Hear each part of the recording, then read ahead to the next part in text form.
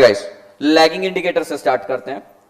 Lagging indicators, it reflects the economy's historical performance, and change in these indicators are observable only after the economic trends or the pattern has already occurred. What they are trying to explain is कि lagging indicator का मतलब है already market में कुछ तो भी हो चुका है, उसको रीड करके पता कर रहे हो तुम sluggish है, bearish है या bullish है मार्केट, ये चीजें पता करना. For example economic condition in India, अगर उसका एनालिसिस करोगे तो तुमको पता चलेगा कि इंडिया डाउन ट्रेंड की तरफ है, तो इसको बोलते हैं लैगिंग इंडिकेटर्स. यानी कि कुछ ऐसे इंडिकेटर्स ऑलरेडी हो चुके हैं जिनको रीड करने पर मुझको पता चल रहा है इकोनॉमी में स्लो डाउन है या अपवर्ड ट्रेंड है.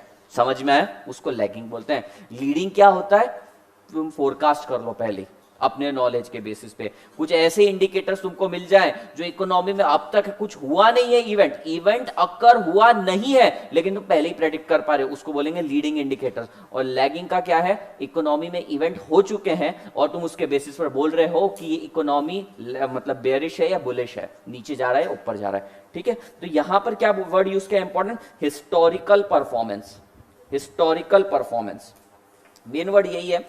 इनफैक्ट ये जो अपने को दिखेंगे ना 3 पॉइंट, लैगिंग, कंकरेंट और लीडिंग, ये तीनों के ऊपर से ही क्वेश्चन आ सकता है. मेनली तो मुझको इसी के ऊपर लगता है, और थोड़ा बहुत तुमसे पूछ सकते हैं कि कौन सा फेज चल रहा है based on the level of employment वगैरह के बेसिस पर तुमको कुछ डेटा दे देंगे. तो हिस्टोरिकल डेटा के बेसिस पर अगर तुम्हें परफॉर्मेंस इवेल्युएट करना पड़ रहा है, and with the help of that figure if you are able to understand the moment of economic cycle or business cycle or trade cycle, then it is lagging indicator.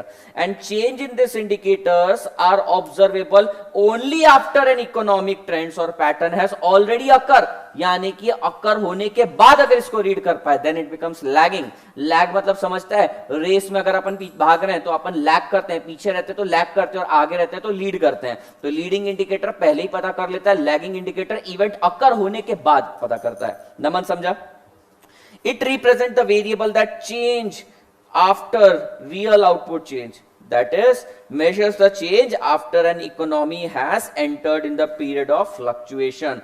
After the economy has entered, economy enter हो चुकी है उस period के अंदर, और फिर तुम समझे. समझ में आ रहा है? If leading indicator signals the onset of business cycle, lagging indicator confirm this trend. क्या बोल रहे हैं वो बोल रहे हैं कि ऐसा भी होता है कि कई बार अपने को लीडिंग इंडिकेटर भी मिल जाते हैं, लैगिंग इंडिकेटर भी मिल जाते हैं. लीडिंग मतलब पहले से ही पता चल जाए, लैगिंग मतलब होने के बाद पता चले. तो कई इकोनॉमिस्ट को पहले से ही पता हो जाता है कि आगे क्या होने वाला है, और जैसे ही लैगिंग इंडिकेटर्स भी आ जाते हैं उनका जो शक रहता है कंफर्म हो जाता है. फॉर एग्जाम्पल एक रूम था, रूम के अंदर जस्सी था, जस्सी के साथ हर्षल था. ठीक है, हर्षल का खून हो गया. इस चीज का अंदेशा प्रजय को पहले से था कि जस्सी हर्षल को मारने वाला है. नहीं, अपने को एग्जाम्पल चेंज करना पड़ेगा. एक रूम था, रूम में प्रजय, हर्षल और जस्सी थे. प्रजय का खून हो गया. खून करने वाला कौन है? हर्षल. सबको मालूम है, for a very obvious reason वो खून करने वाला है उसका. और जस्सी जो है, और जो जस्सी है, जस्सी को पहले से ही इंडिकेशन था, जस्सी पहले से इंडिकेशन है ऐसा कुछ होने वाला है, इसको बोलते हैं लीडिंग इंडिकेटर. और जैसे ही उसका मर्डर हो जाएगा वो बन जाएगा लैगिंग इंडिकेटर. यानी कि कई बार जस्सी को लीडिंग इंडिकेटर भी था, लैगिंग इंडिकेटर भी था. लीडिंग इंडिकेटर्स पे सिर्फ शक होता है, लैगिंग से कंफर्म हो जाता है. ठीक है, क्यों मारना चाहता है वैसे उसे? हाँ बताओ, जिसको बताना है.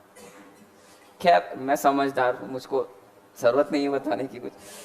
प्रजय को तो बहुत लोग मारना चाहते हैं क्लास में. कितने लोग दिल से मारना चाहते हैं?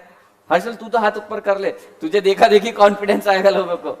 एक हर्षल तो मार ही देगा. हाँ, पार्थ, पार्थ भी मारेगा. अरे बाप रे, तो चश्मा बन गया. If leading indicator signals the, हो गया. If leading indicator ऑनसेट्स the signal, यानी लीडिंग इंडिकेटर से सिर्फ सिग्नल मिलता है और लैगिंग से कंफर्म हो जाता है. लैगिंग से कंफर्म क्यों होता है? क्योंकि वो हो गया है ऑलरेडी, साइंस मिल गए, क्रिमिनल उसके हाथ में खून भरा चाकू दिख गया है अपने को, अब कंफर्म हो गया. पहले तो सिर्फ शक था, सीसीटीवी फुटेज में कैश हो गया तेरी इमेज. क्या तेरी तो इच्छाएं भी पूरी नहीं होगी, तू तो जेल चला जाएगा. पर पार्थ का फायदा हो जाएगा. पार्थ अरे सीधी बात है, प्रजा को तो मारना तू भी चाहता है, लेकिन क्राइम उसने कर दिया ना, कोई बात नहीं, बलिदान तो देना ही होगा। Example, unemployment, corporate profit, labour cost per unit of output, interest rate, consumer price index, commercial lending activities etcetera. और अब तीसरा पार्ट पढ़ते अपन, कंकरेंट इंडिकेटर। ये इसको मार्क कर लो भाई, ये वाला एग्जांपल्स है ना, कोई भी एग्जांपल डाल देंगे और बोलेंगे लीडिंग है लैगिंग है क्या है, जनरली लैगिंग ही होते हैं।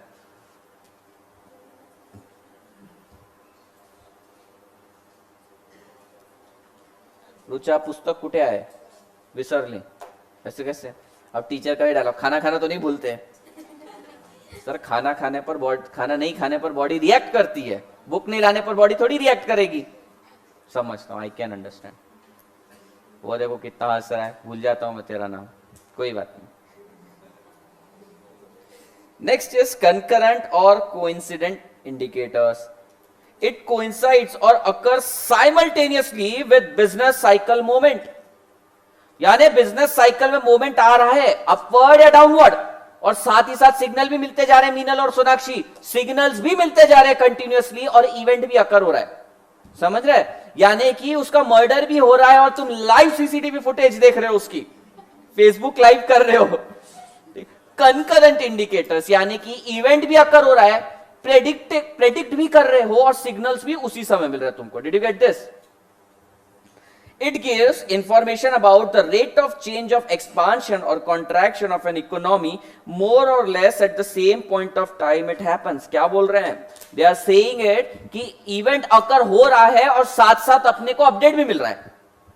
इवेंट अकर हो रहा है, पेट में चाकू जा रहा है, और लाइव अपडेट मिलते जा रहा है, तलवार कितनी अंदर गई वगैरह, एकदम लाइव अपडेट मिल रहा है, तो कंकरेंट इंडिकेटर होता है। इकोनॉमी बढ़ रही है, इंडिकेटर्स मिलते जा रहे हैं, इकोनॉमी गिर रही है, तुरंत इंडिकेटर मिल रहा है सेम टाइम के ऊपर। समझ रहे हैं तुमको? Okay. It coincides fairly closely with change in the cycle of economic activity and describe the current state of business cycle. Example, GDP, industrial production, inflation, personal income, retail sales, financial market trend like stock market trend. What they are trying to explain is कि GDP का figure कितने time में publish होता है? India में GDP का जो figure रहता है, क्या फ्रीक्वेंसी से पब्लिश करते हैं अपन? Annual, daily, quarterly, monthly, semi annually, weekly, live updates, क्या रहता है? चलो थोड़ा जाना जाए। हाँ बोलो। हाँ, एनुअल। रुचा, अरे 5-10-15 ऑप्शन दे दे, कुछ तो बोलो, क्या लगता है तुमको? मंथली होगा? ऋतुजा, एनुअल। हाँ बोलो। श्रुति और श्रुति के बाजू में पायल ना? पायल कौन? तुम्हारा नाम? Shraddha. Prachi, annual. Jagriti, Jayanti, any idea? Any idea? Prateek, annual. Annual annual annual दोनों नहीं तो आंसर ही नहीं है ना, कुछ तो दो, इनका कौन सा सही है? हाँ वैभवी, ईयरली, एनुअल। प्रशांत, हाँ बोल। सेमी एनुअल, एक आंसर और है 6 महीने में। प्रशांत, जीडीपी का डेटा कितने टाइम में अपन देते हैं? Annual. Dagdo, semi annually. Saurabh, Sumit, Saurabh, Sumit, Omkar, तीनों बोलो एक साथ। Annual annual annual. Quarterly. The correct answer is quarterly. Quarterly दिया जाता है, क्वार्टर एंड क्वार्टर डेटा दिया जाता है, और अभी अपना इस क्वार्टर का डेटा 5% पे है। सोनाक्षी मालूम था? मालूम था? पार्थ को मालूम था? पार्थ क्या करता है उस डेटा का? यूज किया करो उस डेटा को। तो जीडीपी देखो, इकोनॉमिक साइकिल जो है ना, बिजनेस साइकिल, सुना, बिजनेस साइकिल ईयर्स तक चलता है, और जो तुम डेटा दे रहे हो जीडीपी वगैरह का, तो 3-3 महीने में आ जाता है, यानी मोर और less at the same time when the events are occurring. अगर बिजनेस साइकिल स्लगिश चल रही है, यानी कि अपनी साइकिल डाउनवर्ड ट्रेंड में जा रही है, तो जीडीपी भी गिरेगा। तो इसको बोलते हैं कंकरेंट इंडिकेटर, साथ साथ में पता चल जाता है। देखो एग्जैक्ट उसी मोमेंट पे नहीं पता चलेगा, पर 3 महीने के टाइम स्पैन को उन्होंने बोला मोर और less at the same time. वहां पे देखना, यहां पर लिखा है उन्होंने मोर और less at the same time, यानी 3 महीने में अगर इकोनॉमी खराब परफॉर्म कर रही है, इसका मतलब स्लगिश हो गई है, और जीडीपी के डेटा से पता चल जाता है। एकदम लाइव अपडेट तो तुमको कोई देगा नहीं, ये कोई क्रिकेट मैच तो है नहीं कि तुरंत तुमको लाइव अपडेट देते जाएंगे। तो यहां पे 2-3 महीने के अंदर तुमको डेटा मिल जाता है। स्टॉक मार्केट तो और फास्ट रिफ्लेक्ट करता है। स्टॉक मार्केट में तो with in a minute change पता चल जाता है तुमको, वो भी एक कंकरेंट इंडिकेटर है। तो अगर इकोनॉमी गिर रही है और स्टॉक मार्केट डेली गिरता जा रहा है, तो एक कंकरेंट इंडिकेटर है कि इकोनॉमी स्लगिश है, गिर रही है। तीनों इंडिकेटर्स में कोई समझ में नहीं आया तो मुझसे पूछो।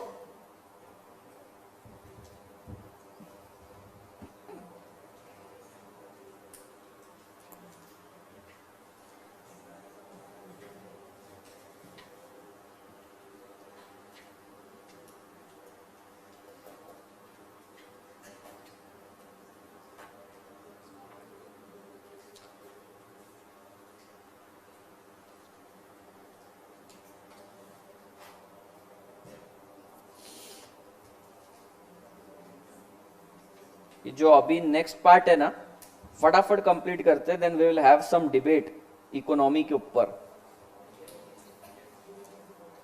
जिसमें मैं अपना साइड रखूंगा और तुम लोग मुझे कॉन्ट्राडिक्ट करना, ठीक है? अगर तुमको लगता है तो देखते हैं with facts, and you will be free to use the mobile data extract करने के लिए।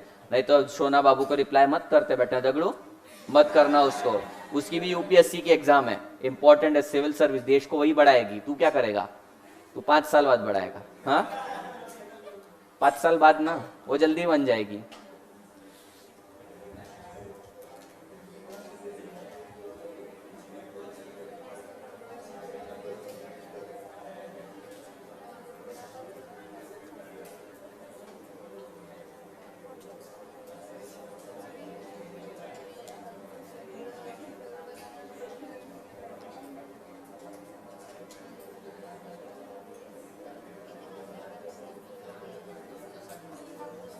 किसका?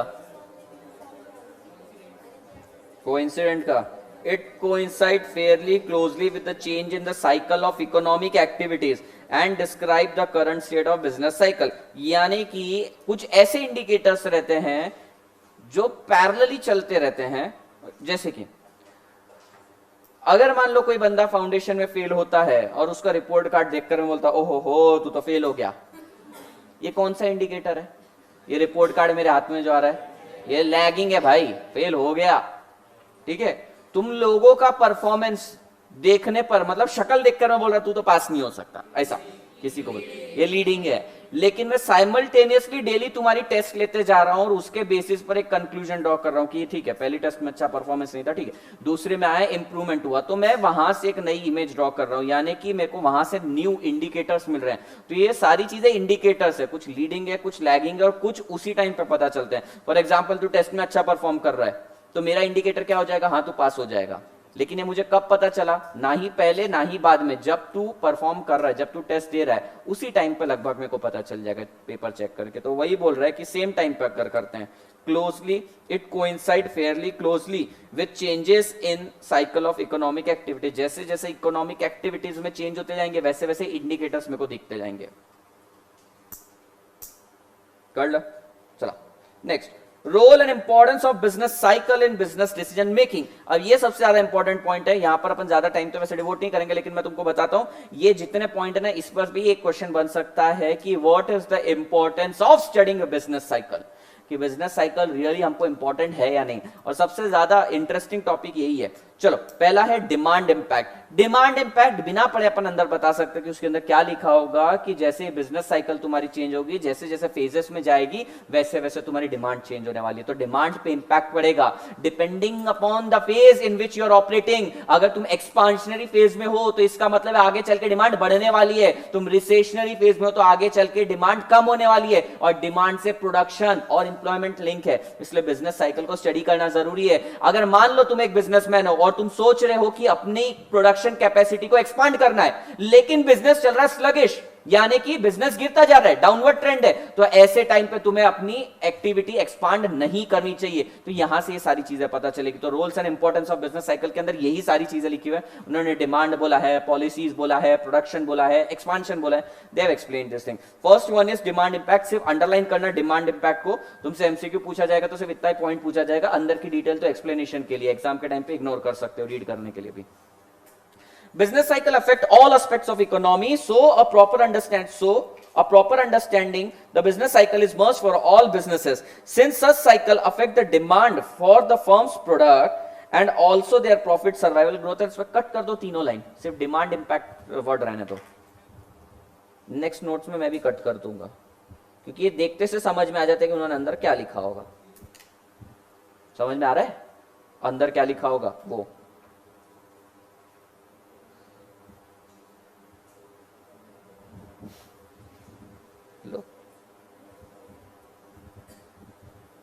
Next, expansion decision. महामंदी चल रही है, ऐसा बोलते हैं, महामंदी चल रही है, ऐसे टाइम पे क्या करना चाहिए? प्रोडक्शन कैपेसिटी एक्सपांड करनी चाहिए, कॉन्ट्रैक्ट करनी चाहिए, होल्ड करना चाहिए, रन करना चाहिए। देखो शेयर मार्केट में स्ट्रेटेजी रहती है buy, sell, hold, run, 4 strategies रहती है, बाय, सेल, होल्ड, रन। तो ऐसे टाइम पे तुमको क्या करना चाहिए? Buy, sell, hold, run. Hold करना चाहिए। रन कब? जब बहुत ही ज्यादा हालत खराब हो जाएगी। Expansion decision. Business cycle has significant influence on business decision. A profit-seeking firm should consider the nature of economic environment in making business planning and managerial decision. Example relating to expansion or downsizing. Downsizing यानी कि छोटा करना industry को, expansion यानी कि grow करवाना, downsizing यानी कि कम करना, छोटा करना इंडस्ट्री को। कट कर दो, सिर्फ एक्सपांशन डिसीजन रहने देना। कट अगर मान लो कट पेंसिल से करना, ऐसे मैंने किया वैसे नहीं, तुम बड़े प्यार से कट करना, उसको बताता हूं कैसे, नजाकत से। नजाकत समझती है ऐसे। तो अगर तुमको एग्जाम टाइम पे पढ़ने पर नहीं समझ में आए तो अंदर का रीड कर लेना।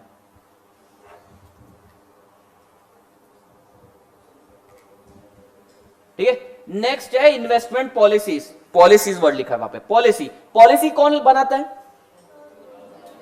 गवर्नमेंट नहीं, गवर्नमेंट भी बनाता है, हर कोई बनाता है पॉलिसी। प्रोडक्शन हाउस भी बना सकता है, इंडस्ट्री बनाती है, फर्म्स मतलब इन शॉर्ट फर्म्स भी बनाती है, गवर्नमेंट बनाती है। तो पॉलिसी डिजाइन करेंगे वो बिजनेस साइकिल के कौन से फेज में है उसके हिसाब से। अगर उनको लग रहा है कि अपन अब सैचुरेशन पर पहुंच चुके हैं, पीक पर पहुंच चुके हैं, तो पॉलिसी कैसी बनाएंगे? होल्ड वाली स्ट्रेटेजी बनाएंगे। अगर एक्सपांशनरी फेज है तो कौन सी स्ट्रेटेजी रहेगी? एक्सपांशनरी फेज के अंदर बाय या बिल्ड वाली स्ट्रेटेजी रहेगी। और अगर मान लो एकदम स्लगिश जा रहा है तो होल्ड करो या तो रन करो, भाग जाओ, सेल, होल्ड या रन।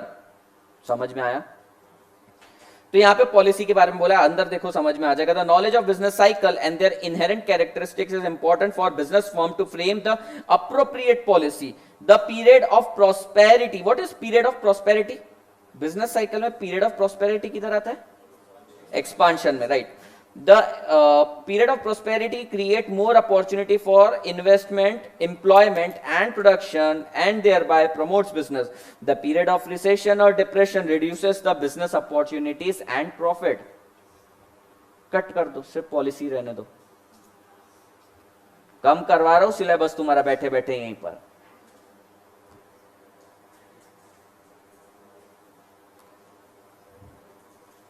नेक्स्ट पॉइंट है प्रोडक्शन। वेदांत क्या लिखा होगा प्रोडक्शन के अंदर? प्रोडक्शन कैपेबिलिटीज, कैपेसिटी बढ़ा देने का, रिसेशनरी फेज रहेगा तो डाउन साइज कर देने का। तो यही बोला है, प्रोडक्शन में भी तुमको इंपॉर्टेंस है इसका बिजनेस साइकिल का। क्या बोल रहे हैं देख लो, एक बार पढ़ लेते हैं। Business have to properly respond to the need to alter production level relative to demand. Different phases of cycle requires fluctuating level of input use. Firm should exercise the capabilities to expand or rationalize production operations so as to suit the stage of business cycle. The business manager need to work efficiently to arrive at the sound strategic decision in complex time across the whole business cycle, managing through the boom, downturn, recession and recovery. What they are saying, कि जो तेरा business cycle का phase चल रहा है उसके हिसाब से प्रोडक्शन डिजाइन कर। बस ये सब कट क्यों करवा रहा हूं मैं, क्योंकि तुम्हें एग्जाम में कैसे क्वेश्चन पूछे जाएंगे, एमसीक्यूज रहेंगे, इतने बड़े सेंटेंसेस नहीं आएंगे, तो एक एक पॉइंट पूछे जाएंगे बस। तो अगर पॉइंट तुमको प्रोडक्शन एस्पेक्ट समझ के सब समझ रहा है अंदर का, then you can cut, otherwise keep it as it is. Exam time पे इसको रटते मत बैठ जाना। गौरी समझ रहे? Market entry and product launch. Market entry and product launch का मतलब क्या होता है? इमेजिन करो कभी ट्रिप पर गए हो, स्कूल की ट्रिप पे, हाँ 8-9 स्टैंडर्ड में, हाँ उस समय सबसे ज्यादा परमिशन का डर किससे रहता था? परमिशन लेनी रहती थी, तो किसकी परमिशन सबसे ज्यादा इंपॉर्टेंट रहती है, मम्मी की या पापा की? किसी के केस में मम्मी आता है, किसी के केस में पापा आता है, ठीक है। तो अपन क्या करते थे बेसिकली, अपने को मालूम है इतने साल से उन इंसानों के साथ अपन रहते हैं, तो अपने को मालूम रहता है कि उनका मूड कब अच्छा रहता है, मूड कब खराब रहता है। तो अपन अकॉर्डिंगली अपना प्लान उनके सामने प्रपोज करते जब अपने को मालूम है उनका मूड अच्छा रहता है। यानी कि वो बेस्ट मूड में भी ना ही बोलते हैं, लेकिन वर्स्ट मूड में तो सोचो कि प्लान ही रद्द कर देंगे हमेशा के लिए।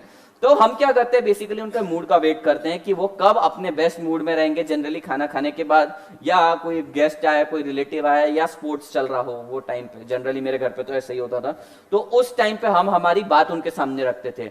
उसी तरीके से बिजनेस साइकिल को भी देख के तुम्हें अपना प्रोडक्ट लॉन्च करना रहेगा। पता चला तुम रिसेशनरी फेज हो, लोगों के पास पैसा नहीं, और तुम बोल रहे मैं रोल्स रॉयस जैसी कंपनी के टक्कर वाली कार बनाना चाहता हूं, कौन खरीदेगा? पैसा नहीं है यहाँ लोगों के पास, जहर खाने को पैसा नहीं है, लोग पहाड़ी से कूद के छलांग मार रहे हैं फिर भी बच जाते हैं, फिर हॉस्पिटल के लिए पैसा नहीं रहता। सो एक अप्रोप्रिएट टाइम रहता है प्रोडक्ट लॉन्च का, मार्केट में एंट्री का, तो वो भी बिजनेस साइकिल से पता चलता है। बेस्ट टाइम कब एंटर करने का तुम्हारे हिसाब से? एक्सपांशनरी। और बस एक ही आंसर आया एक्सपांशनरी सबका। मेरे हिसाब से रिसेशनरी, मेरे हिसाब से it may very, it may differ.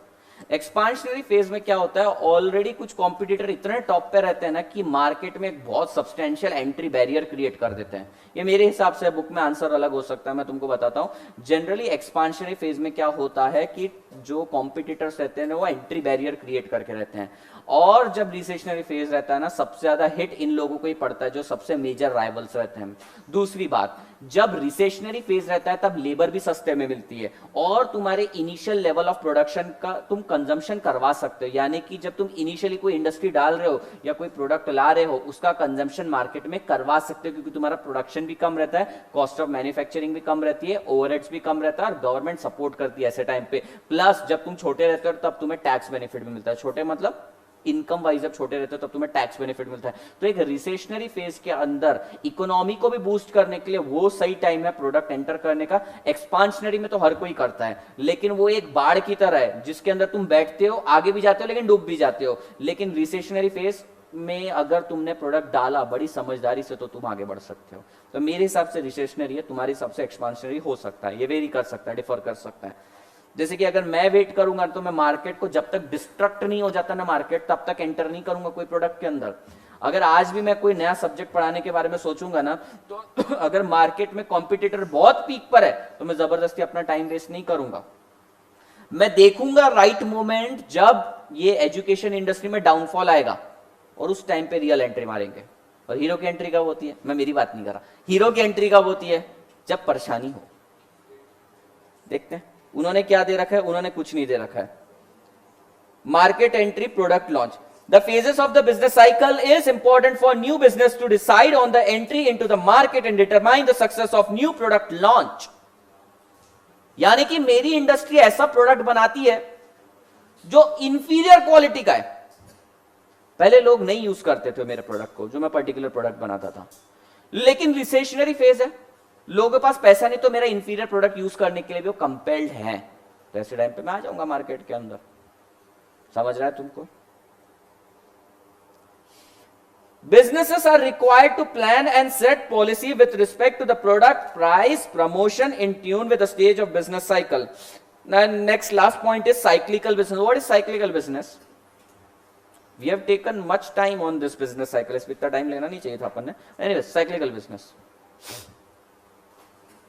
बाकी क्लासेस में मेरे ख्याल से 1-2 लेक्चर में रैप अप करवा देता, but you must know about the state of our economy, इसलिए मैंने इतना डिटेल में बताया.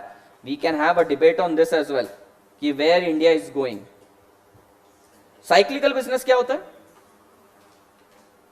सोनाक्षी? कंटिन्यूअस चलता है? नहीं.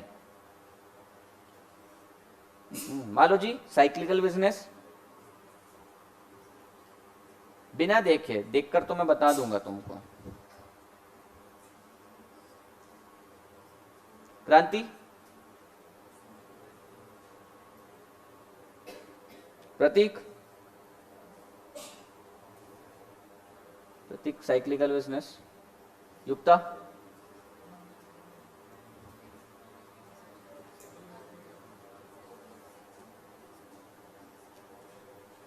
अंकिता,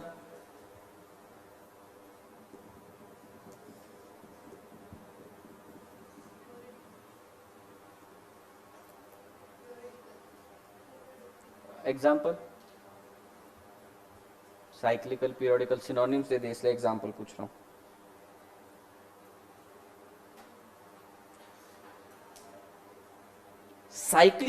साइक्लिकल बिजनेस के अंदर सीजनल बिजनेस भी आते हैं.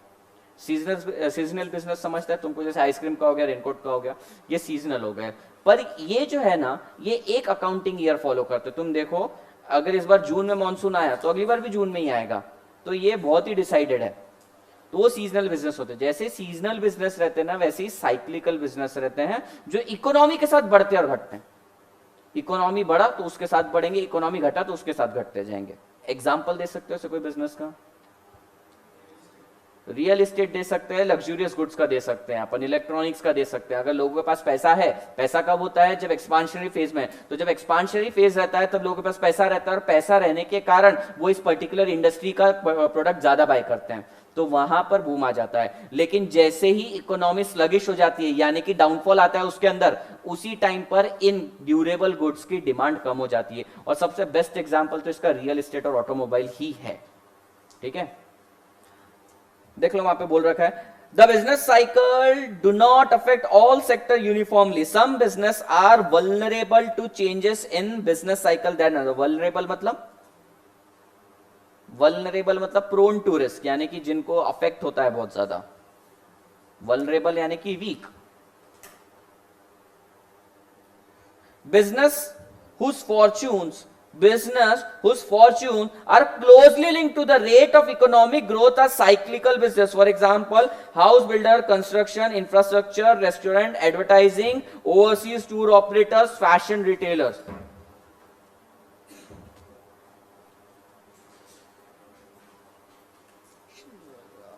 वेदांत कपड़े कहां से खरीदता है? वेदांत नहीं, अक्षत कपड़े कौन खरीदता है? पहले तो ये बता. तू खरीदता है? तू ही खरीदता है, तेरे लिए तू ही परचेस करता है. कहां से करता है? ऑनलाइन. अच्छा, नहीं, लड़कों का तो यार कितने भी अमीर हो जाओ ऑनलाइन ही खरीदेंगे. लड़कों का छोड़ो, लड़कियों से पूछना पड़ेगा. कौन लड़की शॉपोहॉलिक है?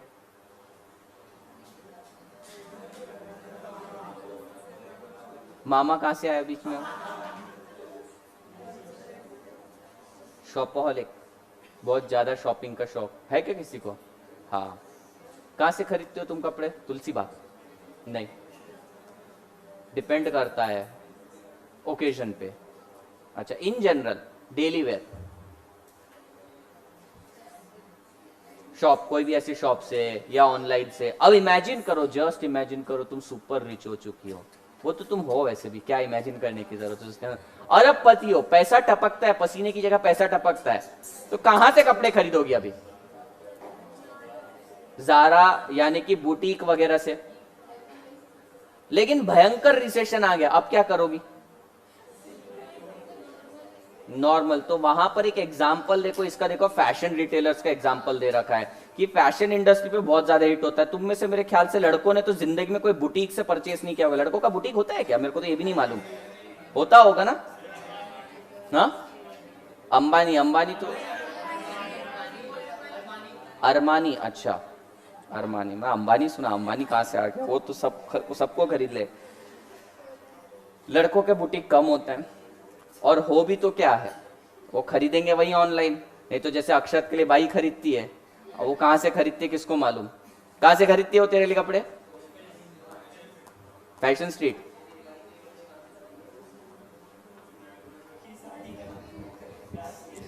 दूसरी चीज, overseas tour operator. Overseas tour operator, समझो मयूर की अभी अभी शादी हुई है और मयूर जाना चाहता है हनीमून पे। जाना चाहता है? हाँ बोल रहा है, हाँ जाना तो चाहिए। तो मयूर, तू हनीमून पे जाना चाहता है और प्रॉब्लम यह है कि अभी अभी तूने जॉब लूज कर दिया।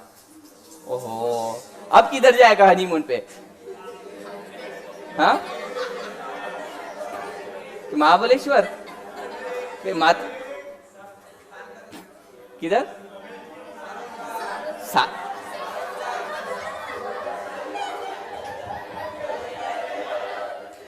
सारसबाग में कैसे हनीमून कर?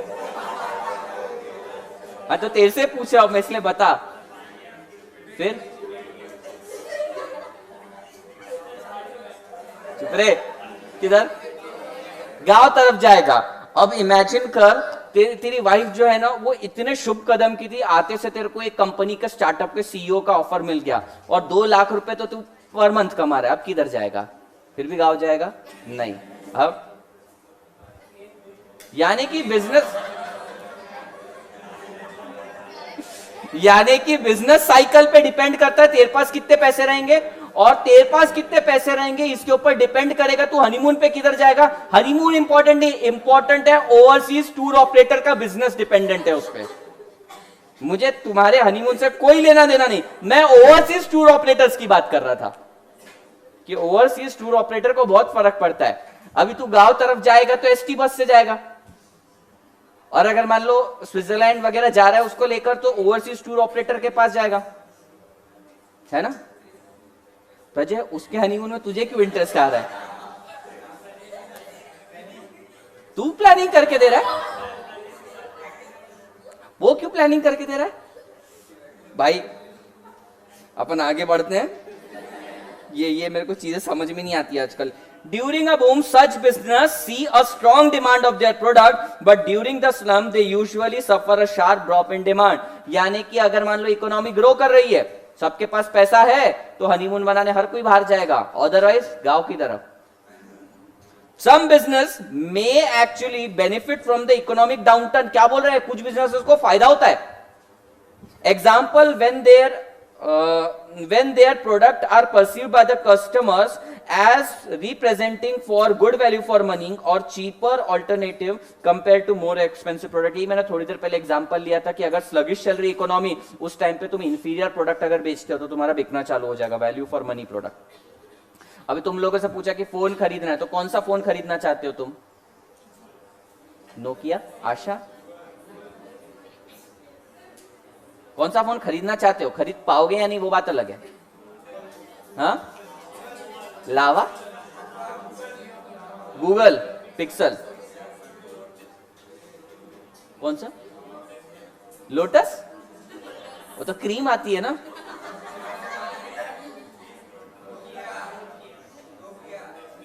नोट 10, अच्छा नोट S10, अच्छा हाँ। अभी तुम एक ऐसी कंपनी हो 3000 रुपए मोबाइल बेचती है, अभी तो कोई नहीं खरीदेगा। इससे ये भी पता चलता है इकोनॉमी इतना भी नीचे नहीं गिरी है। लेकिन इमेजिन करो जब इकोनॉमी और नीचे गिर जाएगी, तुम्हारा फोन खराब हो जाएगा, तो तुम क्या करोगे? क्या करोगी तुम?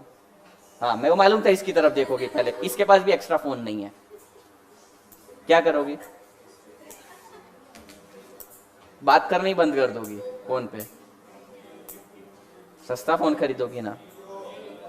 क्या? जियो, धनाधन जियो यूज करना चालू कर दोगे। वही चीज है, सुपीरियर प्रोडक्ट का त्याग कर दोगे और इंफीरियर प्रोडक्ट लेना चालू कर दोगे। अब ये डिमांड से लिंक करो, डिमांड के कुछ एक्सेप्शंस थे, वहां से लिंक कर सकते हो इसे। Demand of inferior goods rises when there is a fall in income. ओए, demand of inferior goods rises when there is a fall in income, ये एक्सेप्शन था ना डिमांड का, तो इसलिए पहले डिमांड पड़ा, इसलिए बाद में पड़ा था। नहीं सर ले लो बिजनेस साइकिल पहले ले लो, अभी तो प्रोडक्शन भी नहीं लिया, तो प्रोडक्शन से भी लिंक करके बता सकते थे इससे। अभी यहाँ पे जितने भी प्रोडक्शन वर्ड जा रहे छोड़ रहा हूं मैं, एक्चुअली एग्जाम में कोई पूछेगा नहीं, पर उसके साथ लिंक कर सकते हैं। Anyways, now last part, causes of business cycle. Business cycle के कॉज क्या है, यानी कि किस कारणवश बिजनेस साइकिल का जन्म होता है। ऐसी कौन सी घड़ी होती है, ऐसा क्या होता है जिसमें बिजनेस साइकिल का जन्म होता है। There are internal factors as well as external factor. Internal factor are those factor which are within the control and external factor which are beyond the control. ठीक है, इंटरनल फैक्टर्स देखें, fluctuation in effective demand, यानी कि जब demand के अंदर ही fluctuation आने लग जाता है, डिमांड के अंदर फ्लक्चुएशन आने लग जाता है, तो बिजनेस साइकिल का जन्म होता है। डिमांड कम होना चालू हो गई चीजों की, इंटरनल फैक्टर। जो हमारा यूएस चाइना ट्रेड वॉर चल रहा है वो एक्सटर्नल फैक्टर है, वो अपने कंट्रोल में नहीं है, वो बाहर है, अपनी कंट्री से बाहर है, कंटीजियस इफेक्ट दे रहा है, ये इंटरनल फैक्टर। अच्छा, क्वेश्चन तुमको किस तरीके से आएगा, तुमको यहाँ पे 4 नाम दे दिए जाएंगे और उसमें 3 नाम दिए जाएंगे इंटरनल के और एक एक्सटर्नल का नाम दे दिया जाएगा और बोलेंगे identify the odd man out, या ऐसा कुछ तो भी पूछेंगे, which one of the following is not the cause, ऐसा कुछ पूछेंगे। पहला है fluctuation in effective demand. In free market economy, where maximization of profit is the aim of businesses, higher level of aggregate demand will induce businessmen to produce more. As a result, there will be more output, income and employment. However, if aggregate demand outstrips aggregate supply, it causes inflation. As against this, if the aggregate demand is low, there will be lesser output, income and employment. Investors sell stock, buy safe haven investment that traditionally do not lose value, such as bond, gold, US dollar. As company lay off workers, consumer loses their job and stop buying anything but necessities. That causes downward spiral. The burst cycle eventually stop on its own when the prices are so low that those investors that still have cash starts buying again.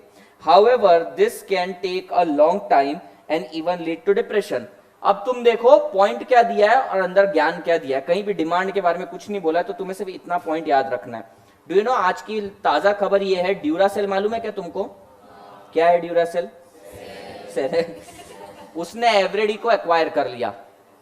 Eveready भी cell वाली company थी batteries की, और slump cell में लिया, यानी lump sum bye कर लिया, सस्ते में बाय कर लिया उसको। आज की न्यूज है। ड्यूरासेल किसका है? किसका है? वॉरेन बफेट का है। उसका इन्वेस्टमेंट है उसमें। तो पहला कॉज क्या है? पहला क्या है? Fluctuation in demand. अगर डिमांड में फ्लक्चुएशन आ गया तो बिजनेस साइकिल आएगी। डिमांड में फ्लक्चुएशन आया, बिजनेस साइकिल आएगी। यानी डिमांड कम होती जा रही है कंटिन्यूअसली, डाउनवर्ड ट्रेंड आएगा। डिमांड बढ़ रहा है, एक्सपांशन होने ही वाला है।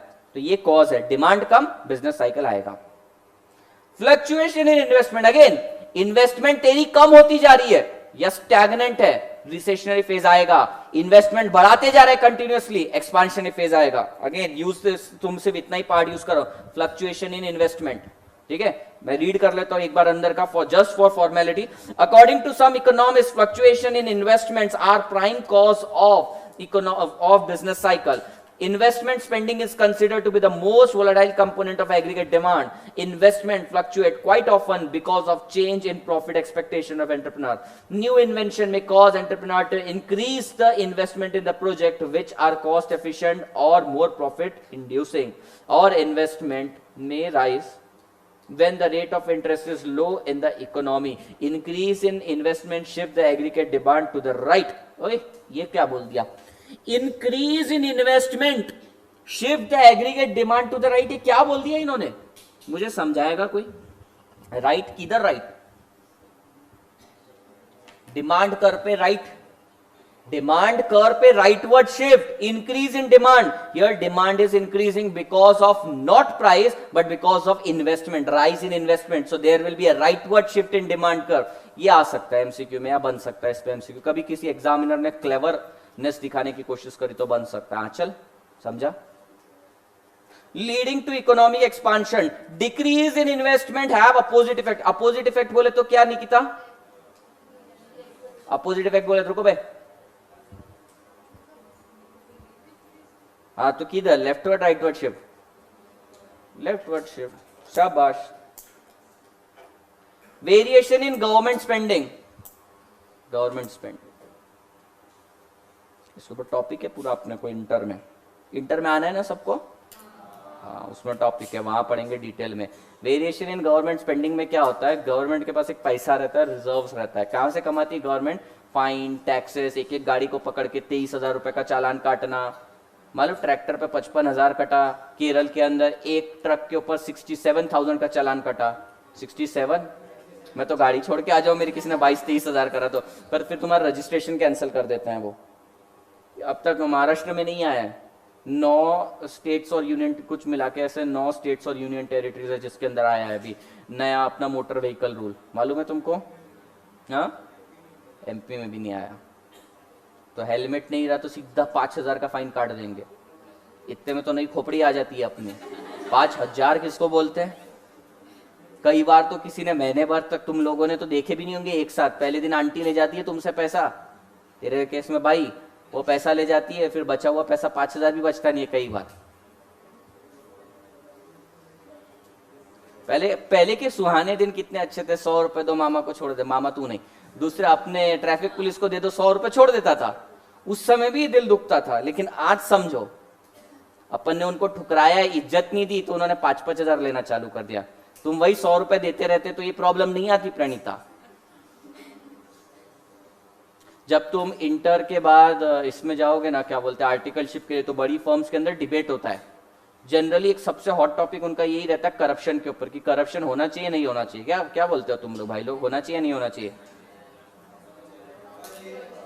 ये लड़की हाँ बोल रही है, करप्शन होना चाहिए, थोड़ा बहुत तो होना चाहिए यार, एकदम ऐसा फ्री नहीं जमेगा। तुमको बोलो गलती से कोई इमरजेंसी केस में तुम हेलमेट लाना भूल गए या कोई प्रॉब्लम हो गई, 5,000 काटने का क्या सेंस बनता है? सिटी में तो हेलमेट का मेरे को तो सेंस ही नहीं समझ में आता। देखो जो हाईवे रोड्स है ना, जैसे ये आता है सोलापुर हाईवे रोड से आता होगा, तो मालूम है तुझे, सर से सोलापुर हाईवे बोलते हो, वो वाले रोड के ऊपर हैवी ट्रैफिक चलता है, वो वाले रोड पे हैवी ट्रैफिक, अबे इधर ध्यान दे बे, वो वाले रोड पे हैवी ट्रैफिक चलता है। हैवी ट्रैफिक मतलब क्या होता है नमन? ट्रक वगैरह बड़ी गाड़ियां चलती है, तो वहां पे टेंशन। अब शुक्रवार पेट में तो पैदल तेज चला जाता है इंसान, गाड़ियां धीरे चलती है, यहाँ पे क्या एक्सीडेंट होगा? ज्यादा से किसी ने किसी को ठोक दिया तो कुछ फेटल नहीं होता है। मेरे को तो यहाँ पे तो हेलमेट का लॉजिक ही नहीं समझ में आता। इनफैक्ट दिखता ही नहीं आजू बाजू को, तो अंधे की तरह मैं देखता रहता हूँ, पता नहीं क्या हो रहा है, और इस चक्कर में 1-2 को ठोक देता हूं मैं, फिर वो मेरे को गाली देते हैं, लेकिन मैं पैसे नहीं था, मैं भी D2। Anyways, variation in government spending. Variation in government spending का मतलब गवर्नमेंट का काम ही है कि मार्केट में पैसा लाया जाए। गवर्नमेंट क्यों लाना चाहती है पैसा मार्केट में? अरे भाई लोगों के पास पैसा नहीं है, तो गवर्नमेंट का काम है कि पैसा उनके पास पहुंचाया जाए, ताकि उनको एक परचेसिंग पावर मिले। पैसा मिले तो डिमांड क्रिएट करेंगे, डिमांड क्रिएट हुआ तो प्रोडक्शन होगा, प्रोडक्शन हुआ इन्वेस्टमेंट होगा, इन्वेस्टमेंट हुआ तो एम्प्लॉयमेंट होगा, एम्प्लॉयमेंट होगा तो इकोनॉमी वापस ट्रैक पे आएगी। तो अगर मान लो एक्सपांशनरी फेज चल रहा है तो गवर्नमेंट को स्पेंडिंग करने की जरूरत नहीं है, लेकिन रिसेशनरी फेज चल रहा है, गवर्नमेंट को अपनी जेब खाली करनी पड़ेगी। इस बार तो इतनी बुरी हालत आ गई कि 1,76,000 करोड़ रुपीस अपन ने, गवर्नमेंट ने आरबीआई से उधार लिए हैं लोगों को देने के लिए। मालूम है तुम लोगों को? नहीं मालूम होगा। वेरिएशन इन गवर्नमेंट स्पेंडिंग, यानी एक्सपांशनरी फेज में तुमको गवर्नमेंट को कुछ पैसा देने की जरूरत ही नहीं है, बड़े बड़े इंफ्रास्ट्रक्चर प्रोजेक्ट लेने की जरूरत ही नहीं है, प्राइवेट सेक्टर को काम करने दो। लेकिन अगर प्राइवेट इन्वेस्टमेंट नहीं हो रही है तो गवर्नमेंट को स्पेंडिंग करनी पड़ेगी। तो अगर गवर्नमेंट की स्पेंडिंग में ऊंच नीच हो गई, ऊपर नीचे हो गया, यानी कि गवर्नमेंट को पैसा पहुंचाना चाहिए था लोगों तक, लेकिन अगर नहीं पहुंचा पाए, तो उस केस में बिजनेस साइकिल पे अफेक्ट होने वाला है। This is the internal cost of business cycle. समझा? And macroeconomic policies like fiscal policies and monetary policy. Fiscal policy माने कि taxation policy and other policies of the government, and monetary policy means the policy of RBI. इनकी policy के ऊपर भी trade cycle dependent है। अब कैसे? अगर मान लो रेट ऑफ इंटरेस्ट बढ़ा दिया मार्केट के अंदर, रेपो रेट बढ़ गया, तो लेंडिंग महंगा हो जाएगा। लेंडिंग महंगा हो जाएगा तो तुम शायद ये वर्ड नहीं समझोगे, प्रेजेंट वैल्यू। मालूम है तुमको? प्रेजेंट वैल्यू वर्ड सुना है? वैसे एक नेट प्रेजेंट वैल्यू होता है। प्रोजेक्ट का आईआरआर कैलकुलेट करना रहता है, प्रोजेक्ट का internal rate of return calculate करना रहता है। यानी कि इन शॉर्ट लेमन लैंग्वेज में अगर मैं बोलूं तो प्रोजेक्ट कितना कमा रहा है। अगर प्रोजेक्ट कमा रहा है 12% और मार्केट में रेट ऑफ इंटरेस्ट 13% चल रहा है, यानी मैं बोरो कर रहा हूं 13% और कमा रहा हूं 12%, तो फायदा ही क्या? तो बंदा इन्वेस्ट करेगा क्या? नहीं करेगा। इन्वेस्ट नहीं, प्रोडक्शन नहीं, एम्प्लॉयमेंट नहीं, डिमांड नहीं, कुछ नहीं, स्लगिश हो जाएगी इकोनॉमी। तो ऐसे समय अपनी पॉलिसी क्या है उस पर भी डिपेंड करता है, बिजनेस साइकिल आएगी या नहीं आएगी। अभी देखो गवर्नमेंट ने, आरबीआई ने, तुम्हें मालूम होगा या नहीं मुझे पता नहीं, रेपो रेट फिर कम कर दिया। रेपो रेट कम कर दिया मतलब लेंडिंग सस्ती हो जानी चाहिए। इससे क्लियर इंडिकेशन था कि इकोनॉमी डाउनफॉल जा रही है। गवर्नमेंट चाहती है, रिजर्व बैंक ऑफ इंडिया चाहती है कि लोगों के पास एम्प्लॉयमेंट आए, इसलिए प्राइवेट सेक्टर के पास पैसा आना जरूरी है, बोरोइंग सस्ता करना पड़ेगा। रेपो रेट कम कर दिया। इसको बोलते हैं मॉनिटरी टूल्स, और ये आता है मॉनिटरी पॉलिसी के अंदर। और मॉनिटरी पॉलिसी और फिस्कल पॉलिसी मिला के बनती है economic policy, which is called as macro economic policy. Madhavi समझा? अंदर यही लिख रखा है कि फिस्कल पॉलिसी मॉनेटरी पॉलिसी के ऊपर भी डिपेंडेंट है। अच्छा, ये सारे फैक्टर तुम देखोगे, ये कोई कंपनी स्पेसिफिक बात नहीं करे। क्या macro economic policy company specific होती है, कंट्री स्पेसिफिक है? तो कंट्री स्पेसिफिक चीज तो मैक्रो होती है, तो उसको इंटरनल क्यों बोला? Variation in government spending macro factor है, फिर भी इसको इंटरनल बोल दिया। They are talking about a country, country के लिए इंटरनल है। समझ में? Right, he said it right कि ये कंट्री के लिए इंटरनल है। नेक्स्ट है money supply. Who controls the supply of money in the market? RBI. RBI through their lending function directly भी कंट्रोल करते हैं, बैंक्स के थ्रू भी लोन को कंट्रोल में करवाते हैं, क्रेडिट को कंट्रोल में करवाते हैं। अगर मान लो इस समय इकोनॉमी को पैसे की जरूरत है तो क्या करना चाहिए? लोगों तक पैसा पहुंचाना चाहिए। लेकिन अगर आरबीआई के पास ही पैसा नहीं है तो नए नोट छापने चाहिए, उससे इन्फ्लेशन हो जाएगा। You will realise this in inter में जब जाऊंगा डेप्थ में पढ़ाऊंगा कि money is always secondary, most important is production, कि हमारी कंट्री में कितना प्रोडक्शन हो रहा है। And GDP stands for gross domestic product, which is not talking about money, it is talking about production in the economy। तो अगर GDP गिर रहा है, that doesn't mean कि लोगों के पास पैसा नहीं है, वो तो है ही, लेकिन प्रोडक्शन कम हो रहा है, ये साइन है। And it is alarming sign. पैसा तो कितना भी छापते हैं यार अपन, पाकिस्तान भी छाप देता है अपने लिए, कितना अच्छा है वो, कर्टसी देखो उसकी, लाके दे देता है। गाली भी नहीं दे सकता मैं इस प्लेटफॉर्म पे, नहीं तो। मनी सप्लाई, मनी सप्लाई अभी तुमको फिर पता नहीं मालूम है या नहीं है, गवर्नमेंट ने बैंक्स को 70,000 करोड़ रुपीस देने की अनाउंसमेंट करी है। What is this for? ये क्यों करा जा रहा है? ताकि बैंक के पास पैसा आए और बैंक लोगों को, इन्वेस्टर को पैसा दे और अगेन एम्प्लॉयमेंट क्रिएट हो। आज तक हमने एम्प्लॉयमेंट को इतना एम्फोसिस नहीं दिया था, पर एम्प्लॉयमेंट बहुत इंपॉर्टेंट फैक्टर है तुम्हारी इकोनॉमी को ड्राइव करने के लिए। इतने बच्चे पैदा करके रख दिए, अब इनका क्या? इनको एम्प्लॉयमेंट देना जरूरी है। अब गवर्नमेंट क्या कर सकती? तुम मुझको एक बात बताओ। This is I am asking you this question कि गवर्नमेंट क्या करेगी? इतने लोगों ने बच्चे पैदा कर दिए, काम नहीं उनके पास, क्या कर सकती है गवर्नमेंट? राजीव गांधी के टाइम क्या हुआ था? राजीव गांधी के टाइम एक इंसिडेंट हुआ था जहां पे आदमी बच्चा ही पैदा ना कर सके ऐसे ऑपरेशन करवा दिए उसके। जरूरी हो गया था वो टाइम पे, मालूम है तुम लोगों को? पकड़ पकड़ के, जैसे अभी सड़क से कुत्ते पकड़ के ले जाके करते नहीं उनका ऑपरेशन, इंसानों को पकड़ पकड़ के किया था। Do you know this thing? मालूम है? पता करो। क्या करेगी गवर्नमेंट? यार देखो, हर किसी को जॉब चाहिए, हर कोई कैलिबर वाला बनता जा रहा है, लेकिन तुम, प्रॉब्लम यह है कि 6-6 7-7 क्यों पैदा कर दिए? प्रॉब्लम तो आनी है ना, लगता नहीं तुम्हें? क्या लगता है? प्रॉब्लम तो आनी है। ऐसे में गवर्नमेंट करेगी तो क्या करेगी? बाहर भी सैचुरेशन आ रहा है, यानी कि बाहर की कंट्रीज में भी लेबर को भेज भेज के सैचुरेशन आ रहा है। अभी तो ओपेक कंट्रीज का और प्रॉब्लम आने वाला है, जब उनकी ऑयल की डिमांड कम होगी तो अपने लेबर वहां से उठ के यहां पर वापस आ जाएंगे। तुमने सोचा है कभी जब वो लोग यहां पर आएंगे तो क्या करेंगे? हाँ, नौकरी मांगेंगे, अनएम्प्लॉयमेंट और बढ़ाएंगे।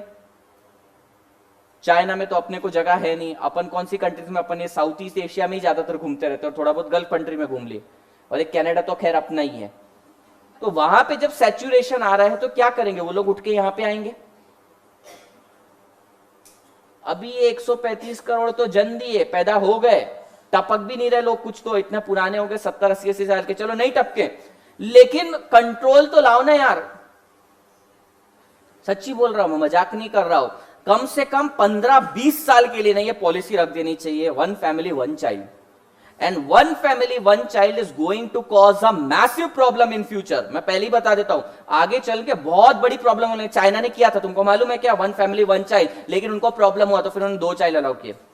हमें मालूम है कि प्रॉब्लम होने वाली है, लेकिन अभी एटलीस्ट कंट्रोल में लाने के लिए 1 पैदा करने के लिए बोलो, लेकिन लोग है कि मानते नहीं है। तो गवर्नमेंट ने सबसे ज्यादा फोकस किया इलेक्ट्रिसिटी एंड एंटरटेनमेंट पर। एक्चुअली गवर्नमेंट ने फोकस किया, अभी लोड शेडिंग ज्यादा दिखती क्या तुमको? नहीं, गांव में दिख रही है, वहां हो रहे पैदा अभी भी। उनके घर में टीवी पहुंचाओ सबसे पहले तो, एंटरटेनमेंट, उनको नेटफ्लिक्स फ्री में दे दो तुम। आई एम नॉट जोकिंग, ये करना बहुत ज्यादा जरूरी है। क्या है मोबाइल पे?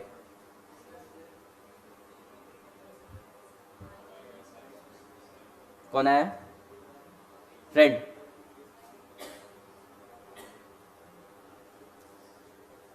And last one is money supply. Money supply पे थे। मनी सप्लाई यानी कि अगर जिस टाइम पे मनी सप्लाई होना चाहिए उस टाइम पे अगर मनी सप्लाई नहीं हुआ तो रिसेशन, इन्फ्लेशन हो सकता है, जो भी है, जो भी case, depending upon the case.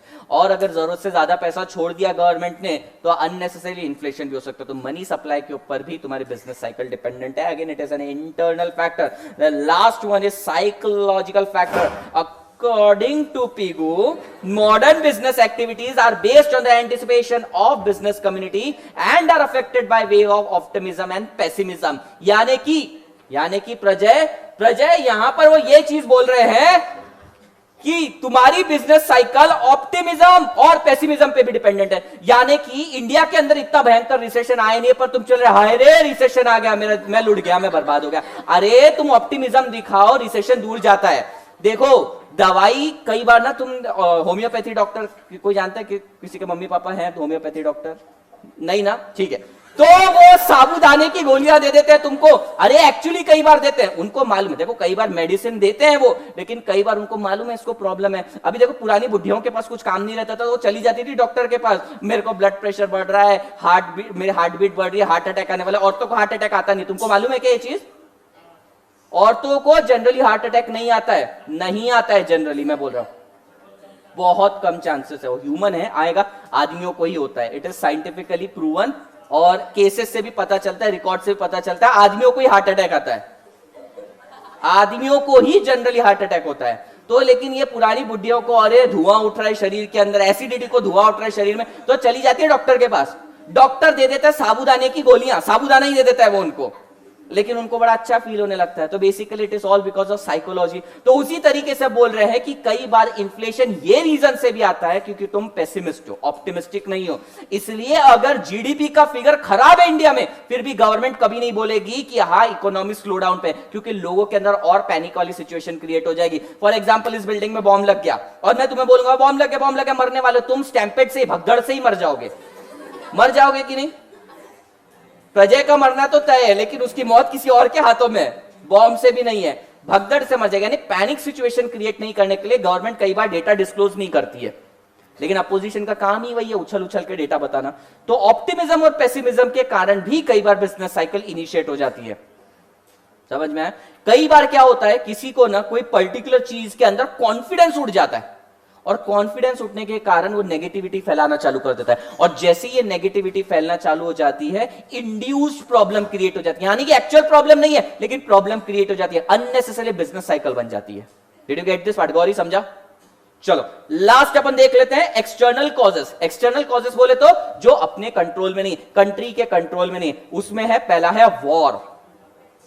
War, अगर इंडिया पाकिस्तान का वॉर, चलो इंडिया पाकिस्तान छोड़ो, पाकिस्तान क्या है, फूक मारा उड़ जाएगा। अगर मान लो चाइना और यूएस का वॉर हो जाता है, उसके कारण अपने को फर्क पड़ने वाला है। क्यों भाई? अपन एक्सपोर्टर भी है, अपन इंपोर्टर भी है, और अपने को तुरंत फर्क पड़ जाएगा, बिजनेस साइकिल एकदम हैम्पर हो जाएगी। इंडिया को एक्सपोर्ट करने की बहुत ज्यादा जरूरत है, इंडिया करता है एक्सपोर्ट, और अगर यूएस और चाइना के बीच में ट्रेड वॉर हो गया तो उन दोनों में लड़ाई चालू हो जाएगी। तो अपन एक्सपोर्ट करेंगे तो किसको करेंगे?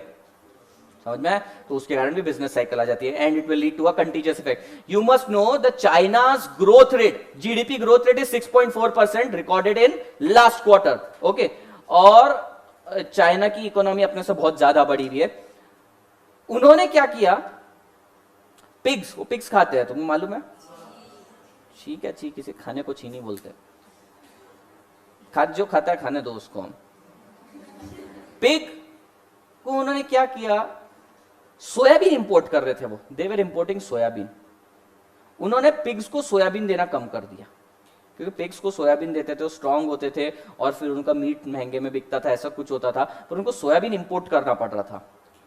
तो उन्होंने बोला हमें इंपोर्ट करना ही नहीं है, और सोयाबीन खा कौन रहा है, पिग्स को खिला रहे हो जनरल। तो उन्होंने बोला सुअर को नहीं देंगे, क्या बोलेगा, जैसा था वह वह करेगा सुअर, और क्या कर सकता है, क्वैक क्वैक, तो जो भी करता है, मेरे को आवाज नहीं मालूम उसकी, मैं पर्सनली मिला नहीं हूं, मेरे कांटेक्ट में नहीं, मेरे कांटेक्ट में सिर्फ सांप हैं बहुत सारे। तो मेरा कहने का ये मतलब था कि वॉर अगर हो गया, वॉर भी तुम्हें मालूम है यूएस और चाइना के बीच में कोल्ड वॉर क्यों हो रहा है, नहीं मालूम?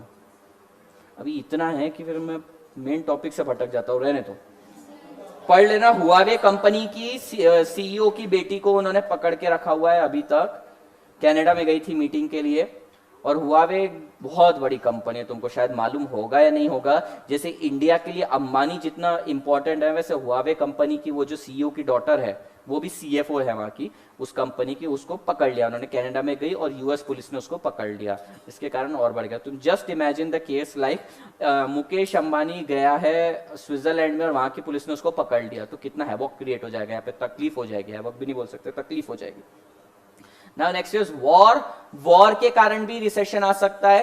देखो वॉर के कारण क्या होता है, जनरली अपना जितना भी पैसा है, जितना भी सप्लाईज है और जितना भी प्रोडक्शन है, सारा का सारा आर्म्स एंड एम्यूनेशन की तरफ चला जाता है। यानी कि real goods and services which is demand by the economy, वो नहीं बनाएंगे, अपने को इमीडिएट सिचुएशन हैंडल करने के लिए गन्स एम्यूनेशन बनाने पड़ेंगे, तो इसके कारण इकोनॉमी स्लगिश हो जाती है। दूसरा है post war reconstruction. Post war reconstruction यानी कि वॉर होने के बाद जो तबाही होगी उसको रिकंस्ट्रक्ट करने के लिए लग जाएगा पैसा। ये पैसा कहीं और लग सकता था वेलफेयर के लिए, लेकिन ये अननेसेसरी एक्टिविटी में लग गया। लेट्स टेक एन एग्जांपल, तुम्हारे पास 1 लाख रुपए है, ठीक है, और तुम्हारे पास एक कार भी है, तुमने तुम्हारी कार फोड़ दी और 1 लाख रुपए उसमें लगा दिए, कुछ फायदा हुआ क्या? नहीं हुआ। सेम पोस्ट वॉर रिकंस्ट्रक्शन में ये होता है, वो तुम्हारे पैसे बर्बाद हो जाते हैं, नॉर्मल सिचुएशन पे वापस आने के लिए तुम्हारे पैसे बर्बाद हो जाते हैं। देखो यहां पे देखो, after war country began to reconstruct itself, houses, road, bridges etcetera are build and economic activity began to pick up. All this activity pushes up the effective demand due to which output, employment and income go up. They are saying it reverse, they are saying it कि इसके कारण employment बढ़ जाता है war के कारण।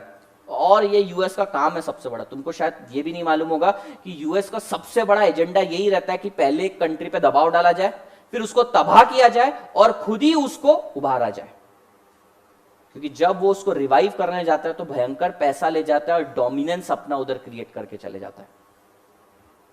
Post war reconstruction, technological झटके, technological shocks, यानी कि कोई कंट्री के अंदर सडनली टेक्नोलॉजिकल डेवलपमेंट हो गया। चलो टेक्नोलॉजिकल शॉक का एक और एग्जांपल, इंडिया के अंदर अभी रोड बनते हुए देखे तुमने रिसेंटली, कहां पे बनते हुए देखे और क्या कर रहे थे तुम? रोड कब बनते हुए देखे तुमने रोड? सोनाक्षी ने हाँ बोला, कब देखा बनते हुए? कितने टाइम पहले? रिसेंटली 4-5 हफ्ते पहले बनते हुए किसने देखे? मतलब कितने महीने पहले? अभी साल भर ना, ठीक है। कैसे बन रहे थे? हाँ कैसे बन रहे थे वो इंपॉर्टेंट है। हाँ रुको, ये रेसिपी बता रही है, डांबर डालते हैं और तुम बीच बीच में बहुत छुट्टियां लेती हो।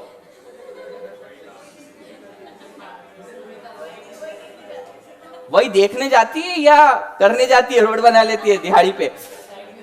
साइड बिजनेस होना चाहिए, मैंने कल बताया था डाइवर्सिफिकेशन इज इंपॉर्टेंट। करती है। हाँ कैसे बनता है रोड? बोलना। उसके ऊपर सो जाते हैं। सांबर या डांबर?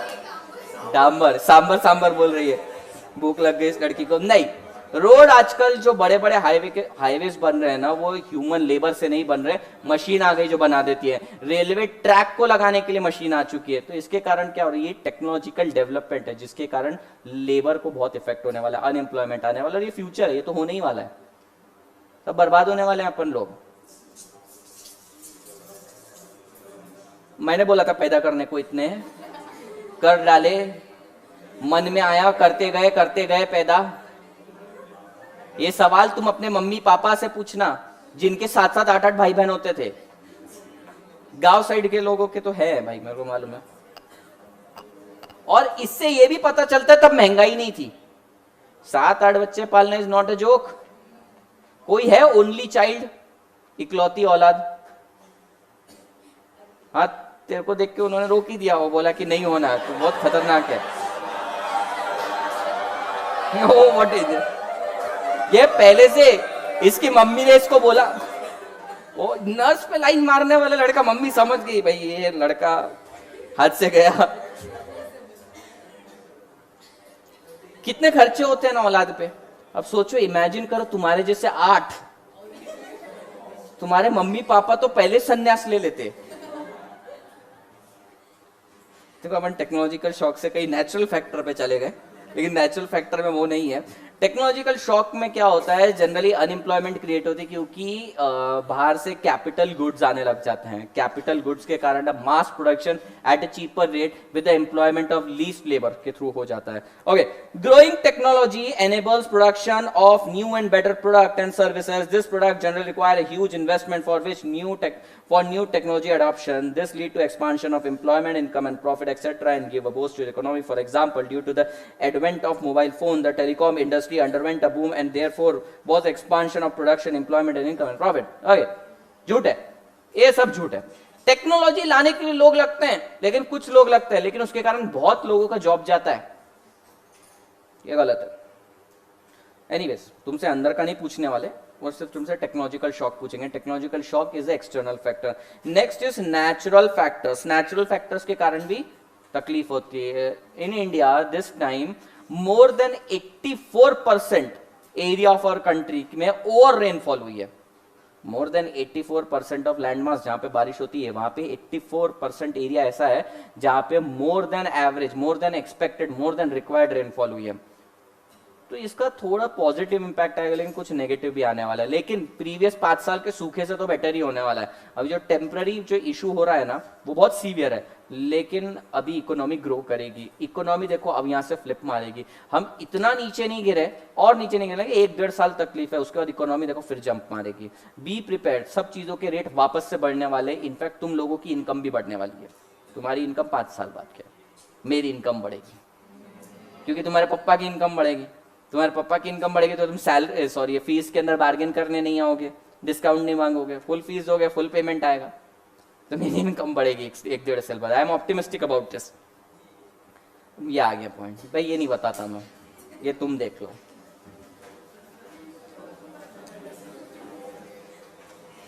बहुत कर लिए पैदा,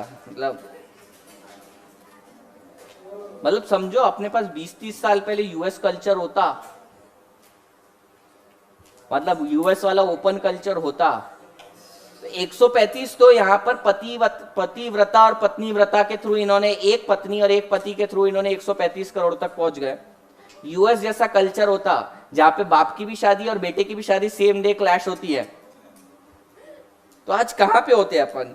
250-300 करोड़ तो क्रॉस कर दिया, तो इसे चलते चलते वहां पे कल्चर देखो ना कैसा है। अबे चलते चलते यानी कि नॉर्मल वे में। भ्रष्ट है ये बच्चे, भ्रष्ट है, भ्रष्ट है जनता।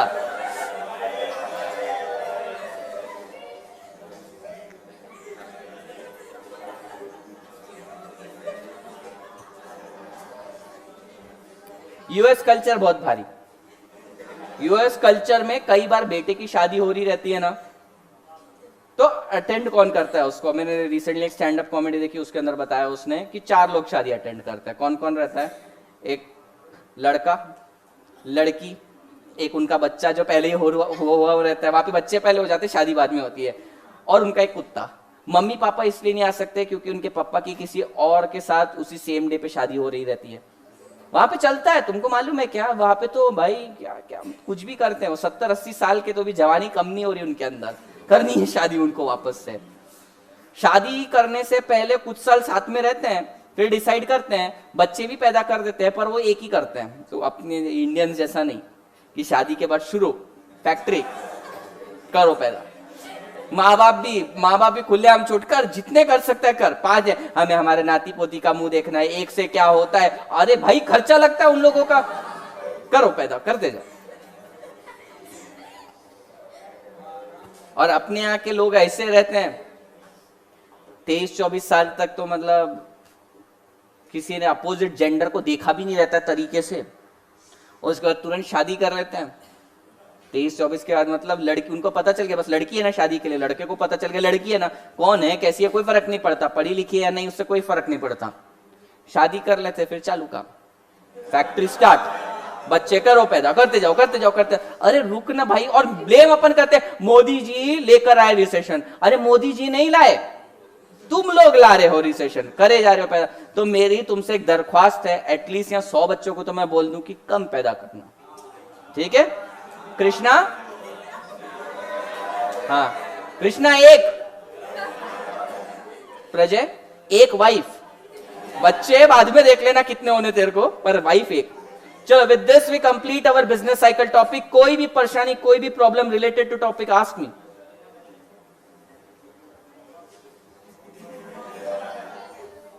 We have taken so much time on this chapter because this chapter is relevant in this scenario, जहां पे हमें clear indications दिख रहे हैं हमारी इकोनॉमी गिरते हुए। We need to revive. You must have asked me this question कि सर ऐसे टाइम पे हमें क्या करना चाहिए, गवर्नमेंट ने क्या करना चाहिए, पर वो चीज तुम पूछते नहीं, तुम्हें बस यही है कि 12:30 कब बजेंगे, 11 मिनट टाइम है उससे, क्या करना चाहिए। डू यू एवर वंडर कि गवर्नमेंट ने क्या करना चाहिए? There are multiple solutions for this and every solution need to be addressed in one stroke only. सारे के सारे सॉल्यूशन एक साथ एड्रेस करने पड़ेंगे। जानवी क्या हुआ, किसका फोन आया? दो मेरे को यहां दिखा किसी का तो भी फोन आया। कल से यहां मोबाइल जमा करके जाएंगे सब कोई। क्या करना चाहिए गवर्नमेंट ने? सबसे पहले तो मॉनिटरी पॉलिसी रिवाइव करनी चाहिए, रेट मयूर इंटरेस्ट रेट कम करने चाहिए जिसके थ्रू प्राइवेट इन्वेस्टमेंट मार्केट में आए। दूसरी चीज, गवर्नमेंट ने टेम्पररीली एटलीस्ट जीएसटी कम करना चाहिए जिसके थ्रू लोगों के पास डिस्पोजेबल इनकम ज्यादा बढ़े। तीसरी चीज, लोगों ने ये करना चाहिए कि शेयर्स, बॉन्ड मार्केट, डिबेंचर से पैसा निकाल देना चाहिए और कन्वेंशनल जगह पे जैसे कि एफडीज वगैरह या फिर कैश होल्ड करना चाहिए, इसके थ्रू रिवाइव होगा। चौथी चीज ये है कि गवर्नमेंट ने एक क्लियर इंडिकेशन देना चाहिए that we are not going to disturb the business class. Government is disturbing the business class, उसके पीछे एक बड़ा ऑब्वियस इंटेंशन है। गवर्नमेंट ब्रॉट देयर बजट, तुमको मालूम है अभी रिसेंटली बजट आया था, बजट के अंदर क्या हुआ था, सरचार्ज लगा दिया था एफडीआर एफपीआई के ऊपर, फॉरेन डायरेक्ट इन्वेस्टमेंट और फॉरेन पोर्टफोलियो इन्वेस्टमेंट, जिसके थ्रू करोड़ एंड करोड़ में पैसा फॉरेन डायरेक्ट इन्वेस्टमेंट, यानी कि फिरंगी लोग अपना पैसा जो उन्होंने इंडिया में लगाया था डॉलर्स, वो वापस ले जाने लगे। गवर्नमेंट ने एक्शन वापस ले लिया, गवर्नमेंट ने बोला सरचार्ज हटा देंगे, तुम अपना पैसा लेके मत जाओ। स्टिल ये अनाउंसमेंट होने के बाद भी 2000 करोड़ रुपए फॉरेन डायरेक्ट इन्वेस्टर लेकर गए अपना। इसका मतलब क्या है? Government is trying their best but there is a uncertainty between what government is saying and what government is actually implementing. यानी गवर्नमेंट बोलती कुछ और है, कुछ अलग इंपैक्ट आता है, उसको करेक्ट करने के लिए आ जाती है। यानी पीपल आर नॉट श्योर कि अगर गवर्नमेंट कोई पॉलिसी लेकर आ रही तो कितनी स्टेबल रहेगी। The government need to ensure the stability that we are not going to change this policy for at least 5 years, invest in this. You know, the real estate sector has started falling down from 2014. There was a reason behind the booming of this real estate sector because of the tax concession given earlier. पहले एक tax concession दिया जाता था जो 2014 में खत्म हो चुका था, यानी कि गवर्नमेंट की एक स्टेबल पॉलिसी 2014 तक चल रही थी जिसके थ्रू रियल एस्टेट सेक्टर बढ़ रहा था। पर जैसे ही गवर्नमेंट ने वो चीज हटा दी, people lost their sentiments loose हो गए, ट्रस्ट नहीं बिल्ड हो पा रहा। Government need to build the trust in the economy और इसी के थ्रू इकोनॉमी रिवाइव होगी। What all you people can do is start working on some startup. नए प्रोजेक्ट्स पर तुम्हें काम करना चाहिए। Other than this conventional teaching and all, तुम्हें कहीं ना कहीं खुद को एंगेज रखना पड़ेगा स्टार्टअप्स वगैरह में, जिसके थ्रू तुम एम्प्लॉयमेंट क्रिएट कर सको। It is said that the unemployment figure is the highest in 4 decades. पिछले 40 साल में सबसे ज्यादा अभी अनएम्प्लॉयमेंट है। The figure of unemployment is understated. क्या बोल रहे हैं? 40 साल में सबसे ज्यादा है। लेकिन ये कौन लोग हैं? ये वो लोग हैं जो काम करना चाहते हैं और उनको काम नहीं मिल रहा। यानी कि कुछ ऐसे लोग हैं जिनके पास काम नहीं है और वो काम नहीं करना चाहते। समझ में आ रहा है तुमको? अनएम्प्लॉयमेंट का फिगर कहां से मिलता है? कहां से मिलता होगा गवर्नमेंट को कि किसी ने जॉब के लिए अप्लाई किया और उसको जॉब नहीं मिला, कोई अनएम्प्लॉयमेंट अलाउंस ले रहा है गवर्नमेंट से, यानी कि जिसके अंदर काम करने की इच्छा है पर उसको काम नहीं मिल रहा, ये तो सिर्फ उसका फिगर है। अगर जिन लोगों को काम नहीं करना है और उनके पास काम नहीं है उसको भी ऐड कर दिया तो फिगर बहुत हाई होने वाला है। दैट मींस अपने ऊपर डिपेंडेंट पॉपुलेशन बहुत ज्यादा पड़ी हुई है। ऐसे बहुत सारे लोग घरों में पड़े हुए हैं जो काम नहीं करना चाहते हैं और या फिर काम करना भी चाहते हैं तो उनके पास काम नहीं है। The figure is too huge. आपको एम्प्लॉयमेंट क्रिएट करनी पड़ेगी मार्केट में, एंटरप्रेन्योर को बहुत ज्यादा सपोर्ट करना पड़ेगा। The policy should be made such that कि एंटरप्रेन्योर को फायदा हो। We as a chartered accountant हम क्या कर सकते हैं? We must invest our time in direct taxation, indirect taxation and understanding the financial market, कि किस तरीके से क्लाइंट को एडवाइस देकर कम से कम टैक्स में मैक्सिमम रिटर्न ऑन इन्वेस्टमेंट और मैक्सिमम जॉब्स क्रिएट किए जाए। तो तुम्हें एनालिटिकल स्किल बढ़ानी पड़ेगी। Rather than learning what is happening, you must learn how to change. तो चेंज कैसे लाना है वो तुमको देखना है। For this you must develop a analytical skill कि ऐसा हो रहा है तो ऐसा होगा। समझ में आ रहा है? तो तुमसे एक्सपेक्टेड क्या है? मेरी एक्सपेक्टेशन तुम लोगों से कुछ अलग है। मैं पिछली बार मैंने शायद 2 लेक्चर या 1 लेक्चर में बिजनेस साइकिल कंप्लीट किया था, but this time I took almost 4 to 5 lecture. The reason behind this was we must understand कि बुकिश नॉलेज से इकोनॉमी रिवाइव नहीं होगी और इकोनॉमी तो अभी स्लगिश चल रही है। मेरे को तो लगता है कि 1-2 साल और फिर एक्सपांशनरी फेज आ जाएगा, पर ये एक्सपांशनरी फेज इतना बड़ा होना चाहिए कि तुम्हारे जितने भी 20-30 साल तुम काम करने वाले हो वो एक्सपांशनरी फेज में ही रहना चाहिए। You must accumulate so much wealth. तो ऐसे टाइम पे एनालिटिकल स्किल डेवलप करो, नए नए बिजनेस आइडिया मिलते हैं उसमें इन्वेस्ट करो। तुम्हें मालूम है सबसे बड़ा कैब का बिजनेस किसका है वर्ल्ड के अंदर? उबर का। उबर का जन्म कैसे हुआ था मालूम है? 2 यंग स्टार्टअप वाले बंदे थे। जन्म कैसे हुआ था मतलब वैसे नहीं होता है। 2 यंग स्टार्टअप वाले बंदे थे, वो फ्रांस के अंदर एक कॉन्फ्रेंस अटेंड करने जा रहे थे तो उनको कोई कैब नहीं मिल रही थी। ऑलरेडी वो कई टेक्नोलॉजी में इन्वेस्ट कर चुके थे। ये बात है 2008 की। 2008 के अंदर वो एक कॉन्फ्रेंस अटेंड करने गए, उनको कोई कैब नहीं मिली, कोई रिक्शा नहीं रुक रही थी वहां पे, तो उन्होंने बोला अपन ये बिजनेस सेट कर देते हैं और आज वो इस बिजनेस को ऑलमोस्ट 50 कंट्रीज में लेकर गए हैं। अच्छा, you must be surprise, Uber is the giant मतलब बहुत बड़ा बिजनेस है। Still they are reporting a quarterly और एनुअल लॉस, हर बार लॉस रिपोर्ट कर रहे हैं, that too in billions. Still this company is biggest. 3,80,000 crore का इसका नेटवर्थ है, वैल्यूएशन है।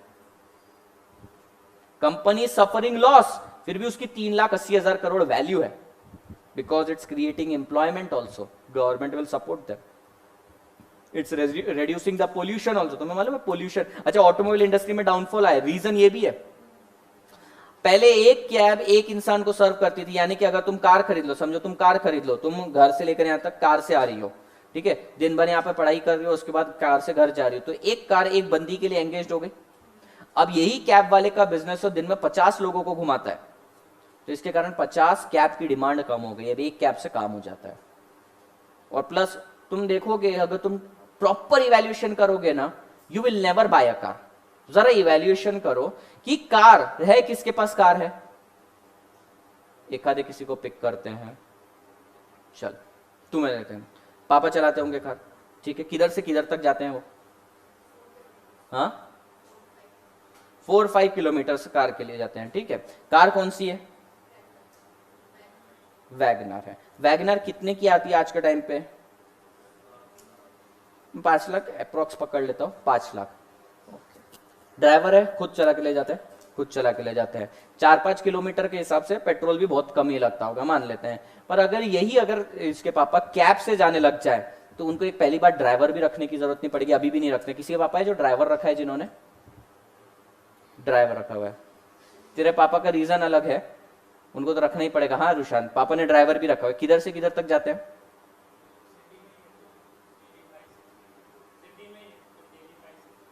5-6 किलोमीटर के लिए। अब ड्राइवर की सैलरी कितनी होगी?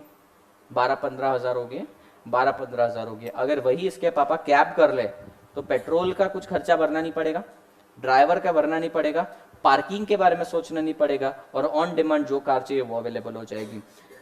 ये कार परचेज करने का भी झंझट नहीं रहेगा, ईएमआई का भी झंझट नहीं रहेगा, और जब कार का यूज नहीं है तब कार को अपने को बाय मतलब रेंट पे लेनी भी नहीं पड़ेगी। अभी 6-7 किलोमीटर का अगर मैं तुम्हें रेंटल बोलूंगा तो अप्रोक्स 100 रुपीज आता है, यानी आने जाने का इसके पापा को जाएगा 200। इनटू 30 डेज जिसके पापा ट्रैवल करते हैं, कितना हो रहा है? ड्राइवर की सैलरी ज्यादा है। And they are buying peace of mind. क्या करना है? सिर्फ अपने को थोड़ी सी हैबिट चेंज करनी है, थोड़ा जल्दी पापा को सजेस्ट करना है ये चीज। अभी कई लोग कार ये रीजन से भी रखते हैं, प्रेस्टिजियस वैल्यू अटैच है। मेरे घर पे 3 कार है, मेरे पापा के अकेले की 3 कार है, मेरे पास एक भी नहीं है। तो उनके पास 3 कार है क्योंकि प्रेस्टिजियस वैल्यू अटैच है, उनको चाहिए रहती है कार। तो वो थोड़ा बिजनेसमैन को रहता है कि कार तो होनी चाहिए, किराना भी लेने जाएंगे तो कार से जाएंगे। हमने बोला कि बिजनेस किराना तो चाहिए लेकिन तरीका बदल दो, ग्रोफर्स से मंगवा लो ना किराना, काय को जाने का अपन ने भी। तो ये सारी चीजों के कारण ऑटो सेक्टर में डाउनफॉल आया। तुम में से काफी लोग देखना जब कार का बाइंग डिसीजन लेगा ना, वो ये चीज को कंसिडर करेगा। मैक्सिमम 400 रुपए खर्चे होंगे ना तेरे पापा के, इससे ज्यादा तो हो नहीं सकते। अब तू बोलेगा कि किसी दिन कहीं बाहर जाना पड़ा तो फिर जूम कार है ना, हाँ जूम कार मालूम है, रेंटल पे ले सकते हो, 2-4 दिन के लिए रेंट पे ले लो। काय को पोल्यूशन बढ़ाने का? पहले पॉपुलेशन भी बढ़ाए फिर पोल्यूशन भी बढ़ा रहे, मतलब क्या चाहते क्या हो तुम लोग? खुद कार से आता है, जो भी है कैब से आ सकता है। कितना पेट्रोल जाता है महीने का? 3-4 दिन में 500, 10,000 तक जाता होगा। कैब में हो जाता पीस ऑयल। किधर रहता? कोंडवा ना तू तो, ये मे फेयर में रहता है। तेरे को कितना पड़ेगा? मेरे ख्याल से 100-125 पड़ेगा, 250 रुपए पर डे, 7,500-8,000 रुपए महीना। चलाने की जरूरत नहीं, गाड़ी टेंशन भी लेने की जरूरत नहीं। और को पैसेंजर लड़की मिल गई तो और अच्छा तेरे लिए, शेयर में तो और पैसा कम हो जाएगा। मेरे ख्याल से 150 में तो आना जाना भी हो जाएगा। और को पैसेंजर वहां पे दिखता है, क्लिक करो तो who is travelling with you. हाँ वो भी कर सकता है। कोंडवा कोई रहता है क्या तुम में से? कोई कोंडवा तरफ रहता है? स्वारगेट, बालाजी नगर, कोंडवा। हाँ एक तेजस सब्सक्रिप्शन ले ले। हाँ तू भी ये कोंडवा कोंडवा करा करेगा, रोज नीचे बैठ जाया करो इसके साथ। एनीवेज कभी बाद में डिस्कस करेंगे इंडियन इकोनॉमी के बारे में। That's it. On time complete हुआ, चलो बाय।